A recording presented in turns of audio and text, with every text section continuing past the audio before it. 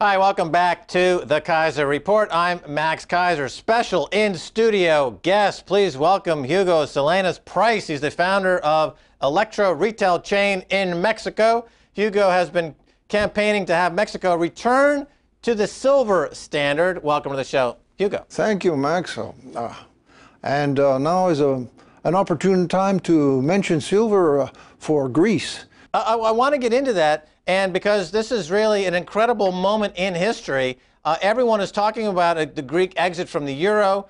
You believe there's an opportunity for Greece to introduce a silver-backed currency. It's a five-step plan. I've seen this work already. It's fantastic. Let's walk through it. Well, it's a very simple plan, and in Mexico it's had a great support from politicians, but unfortunately or fortunately, we have not arrived at a hopeless situation. And that is the favorable aspect of the present situation in Greece, that it's hopeless. And the situation for Europe is hopeless. And when there is no hope is a moment when a new thought can be introduced, a new thinking can come into the picture. Because the leadership of Europe has been going around in circles for months, you know, with meetings one after another, and now we're going to find a solution, and the final solution is coming at the next summit, and time goes by and there's more and more talk and nothing. They're going around in circles because they're talking about a system that is basically flawed. It's a paper money system, that is the euro, and it's now coming to its conclusion, its inevitable conclusion. This had to happen. Hugo, let me ask you something about one of your fellow billionaires. Charlie Munger and Warren Buffett, they recently said that gold is uncivilized. And also Bill Gates came out and said gold, its days are past. So they've really been incredible rhetoric in the mainstream in America, talking down gold and silver. Now, as a billionaire yourself, what are they missing? What's going on here? Well, if they want to see a civilized world, they're losing it, because watch the streets of Montreal, watch the streets of Chicago, watch the Occupy movement, watch Greece, watch the manifestations in Spain. Civilization is breaking down. Due to this paper money? Due to paper money, and nobody mentions that. They talk about all sorts of solutions, and we're going to ring fence, and we're going to avoid contagion, but they don't talk about what it is. That bankruptcy is what they're talking about, and that there's no solution to that. The thing is, the world is bankrupt, on the verge of bankruptcy, or already bankrupt, and they're trying to maintain a fiction. And we'll see what life is like when this continues, unless we have the reintroduction of real money. And that is what I have been striving to do, to reintroduce silver into people's lives so that they have something to fall back on, which is the situation in Greece now. If they're going to go to the drachma, that is not a very good prospect to fall back on. It's a weaker currency even than the euro. I mean, no prestige whatsoever, no credit. But if they put a silver coin into circulation in parallel with a drachma, that will change the whole situation. And it will make the leader who talks about this, he will be the foremost leader in Greece for decades to come. Okay, now, Mexico and many other central banks around the world are buying precious metals. They've gone from net sellers to net buyers. They see the risk of all this paper money in existence. They're no fools. They're buying into the gold market. They're buying into precious metals.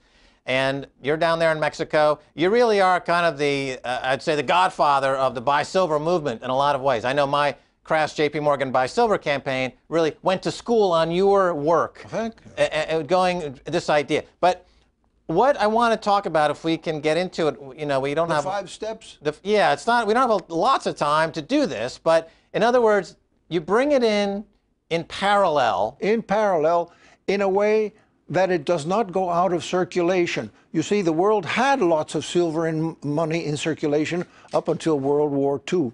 But then inflation came in, and all the silver coinage, which had a stamped value on it, well, the silver became worth more as silver than as coinage.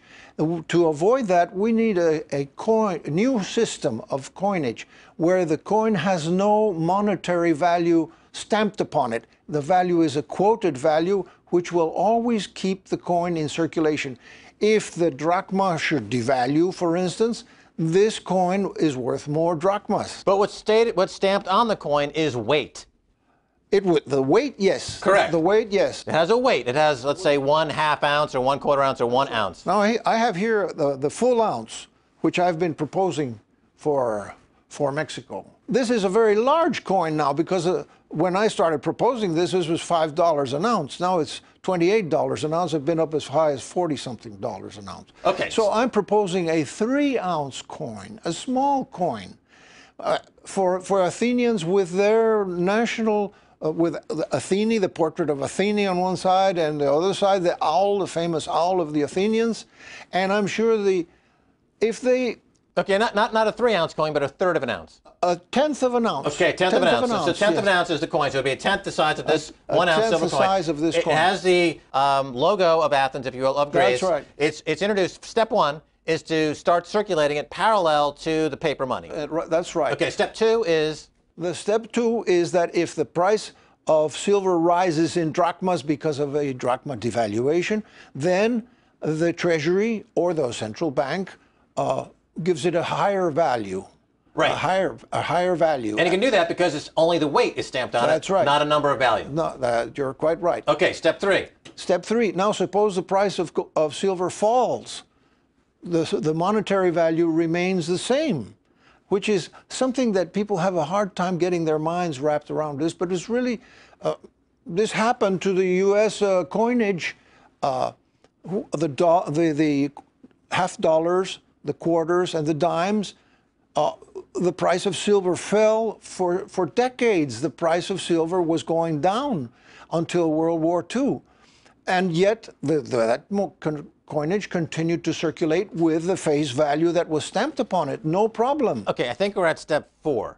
All right. Now, step 4 is that the people are going to use these coins for savings.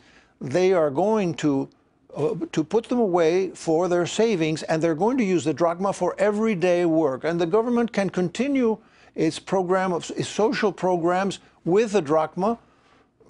Inevitably, they will have fiscal deficits, and the drachma will devalue, but the savings of the people will not be devalued. What they put away in silver will remain their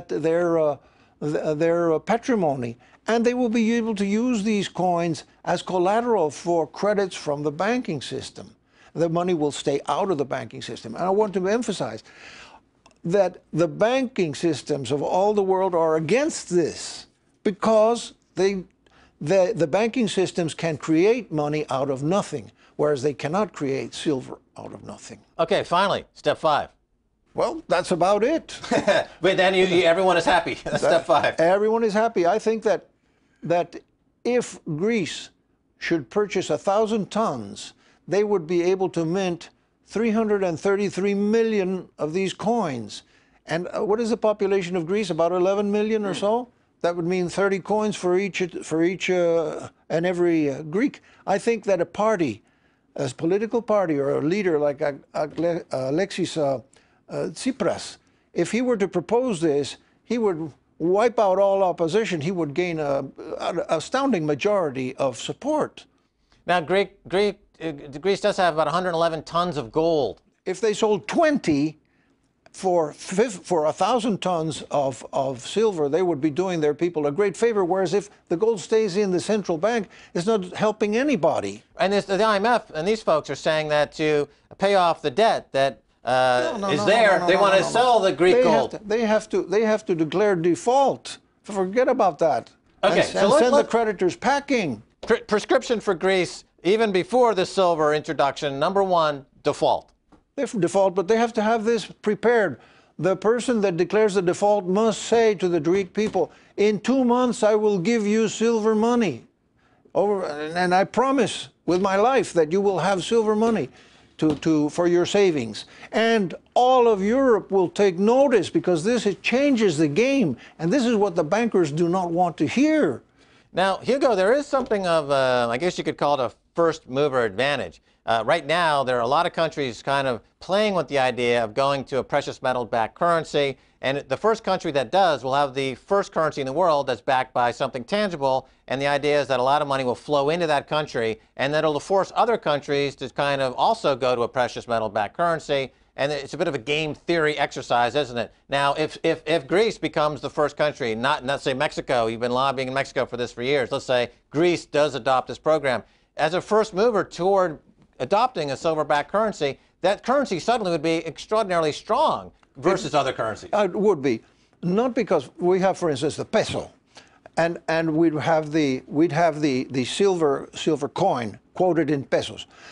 The peso itself would not necessarily be stronger, but by simple the relationship of the fact that the country does have a silver currency in circulation, the prestige that attaches to silver will also attach to the Mexican peso and will make it stronger. All right, let's talk about practicality on the ground in Greece. If I'm in Greece and I'm watching this, I'm a Greek citizen. And I'm like, you know, that Hugo character, he is one smart cookie.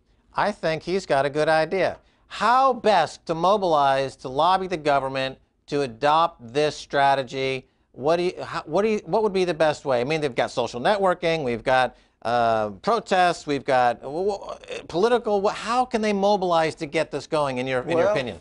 I think Alexis Tsipras, the first thing he has to do is gather his party, close party associates, and say, we have to do this. And they get out the word, and the word will spread like wildfire. So you have contacts down there with Alexei, correct? No, but I would like to. I traveled to Greece. If my presence were desired, I would gladly go to talk about this. Would it help if Stacey and I went down there with you to talk to the folks? It would help enormously.